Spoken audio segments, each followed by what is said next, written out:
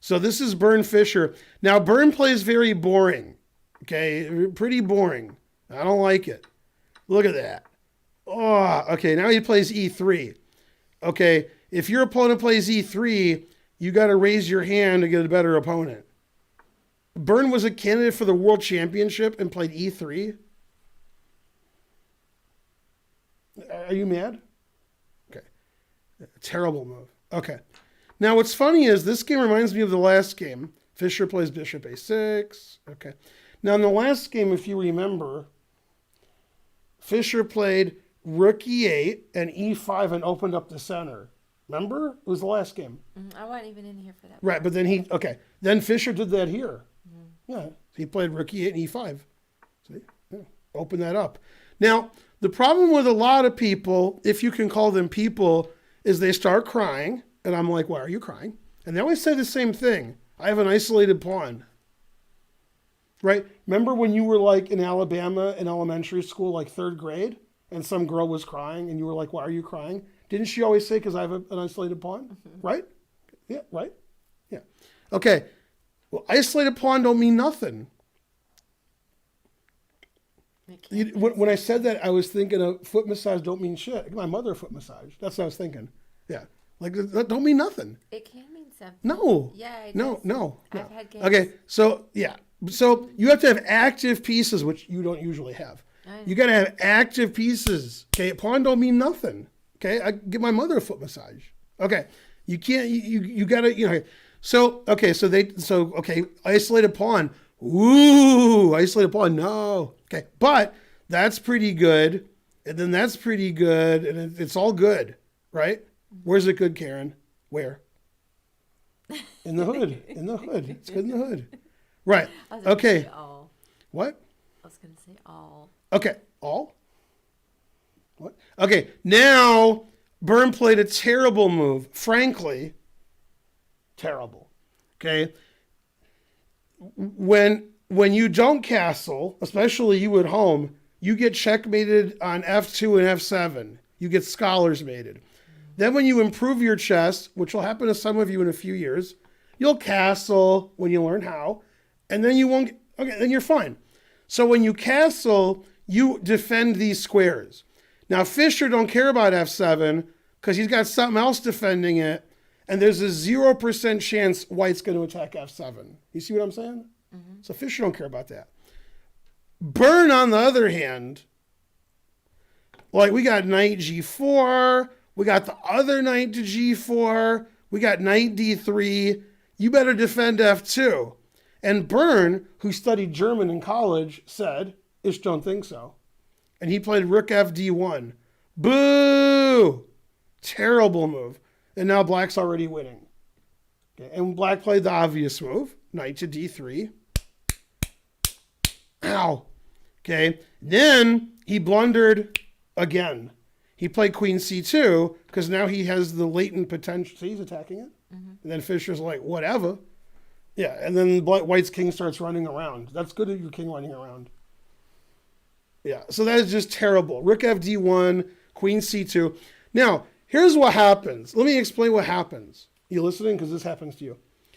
You go to a tournament and the players are rated between 1,000 and 2,000, right?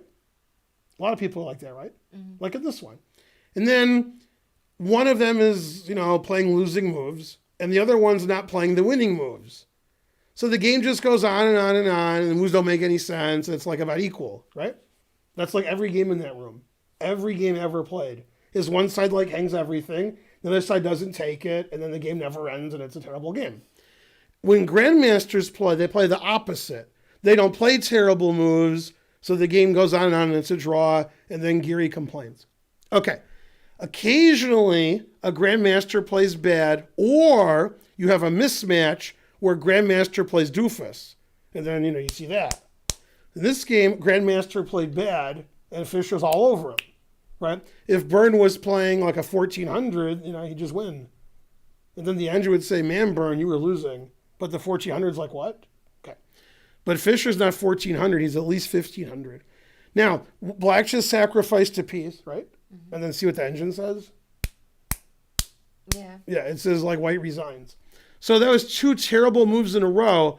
Byrne underestimated the sacrifice. Now, grandmasters today, supposedly, see these games and they're like, ooh, I'm not going to play bad like Byrne, then we improve, right? And then Elvez hangs a piece on move 5. Okay, so I don't know. All right. Anyway, let's go back and read the chat. I'm not going to read the chat. Terrible. Okay, so he takes knight g4 check. See, he's coming to get him, right? Mm-hmm. Goes back. Okay. And then in this position, you see how this is attacked? You agree? Mm-hmm. Okay. In this position, Fischer played a very famous move. Very famous. Okay. Everybody and their sister plays knight takes rook because it's a rook. Mm-hmm. Terrible. Black has sacrificed material with the intention of attacking the white king. Okay? And he's doing a good job. Which white piece is defending the white king?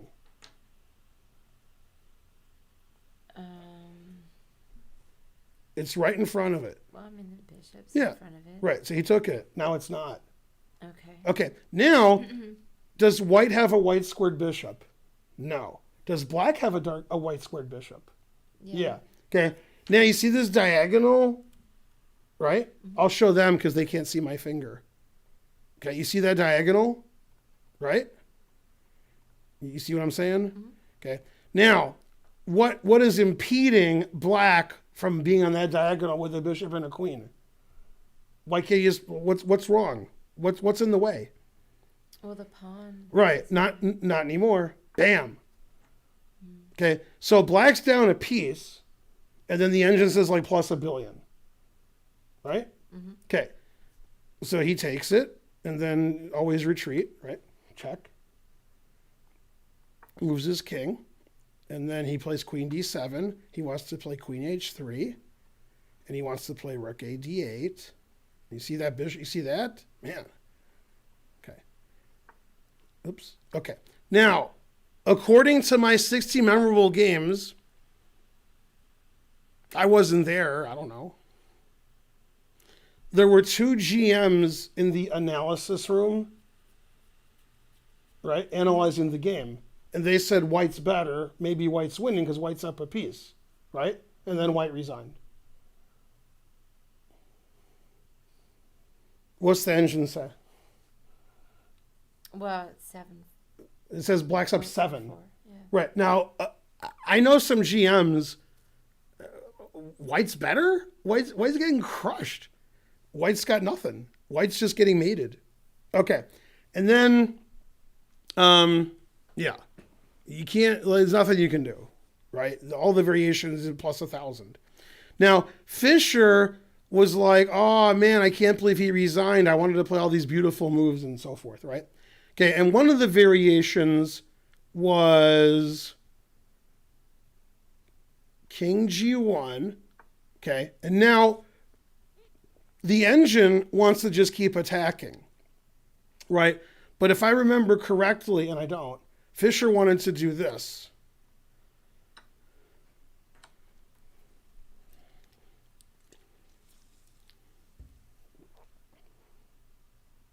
You understand everything, all the tactics? I think so. Yeah. But then, okay, and that does win. But the engine's like, you could win like that, but you can just attack and win because the white king is ridiculous. Yeah. So that was a genius game because he played knight takes g2 and d4. He just attacked the king, and then Byrne's like, I give up. Okay? And that's because he has great understanding of the situation. He sees that white's king has no hope. Like there's just nothing. You just get crushed. Horrible. And Byrne obviously understood that also. Now, if you make a normal move, let's say you move your knight, like somewhere, then I'm going to play queen takes queen and bishop takes knight, forking your rooks. Right? So let's say you go here, defending everything. That undefends g2. Now you're not defending g2 with your queen. So you see what I'm saying? Mm-hmm. Yeah. And then this position, see everything's mate, plus 20. Yeah. See that king there? Why is that good, the king on e1? Do you know why? Setting up for the next game. Yeah. Okay, so that's a famous game. I like that game better than the game of the century Donald Byrne game because black sacrificed a piece for an attack, and he understood he was completely winning, And some people did not. They were like, he's got nothing. Horrible. And there was some other famous variation. It was like Queen F2. There was some famous variation. Oh, yeah, this was it. Are you watching? Mm-hmm. Don't cry, because it's really beautiful. You might cry. Yeah, Fischer gave this variation in his notes. He said, this was very upsetting that Byrne resigned because I wanted to do this. You watching? Mm-hmm. Okay, Queen check. What does white do? King G1. Right, now you're sitting down, right? Yeah. Yeah.